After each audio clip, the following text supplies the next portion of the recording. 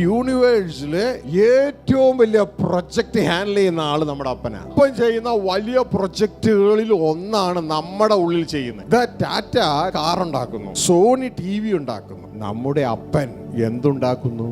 ദൈവപുത്രന്മാരെ ഉണ്ടാക്കുന്നു. ഈ ഒരു തിരിച്ചറിവ് വേണം. എന്നിട്ട് മനസ്സിലാകണം, ഞാനാണ് അതിന്റെ റോ മെറ്റീരിയൽ. ഞാൻ വേണം ദൈവപുത്രനായി തിരിഞ്ഞു മാറുവാൻ. സിമെന്റ് ഉണ്ടാക്കാൻ ക്ലിങ്കർ വേണം, അനേക പാറകളും കെമിക്കൽസ് ഒക്കെ വേണം. അതൊക്കെ റോ മെറ്റീരിയലാ. അതെല്ലാം കൂടി ചേർന്ന് അവസാനം സിമെന്റായി മാറണം.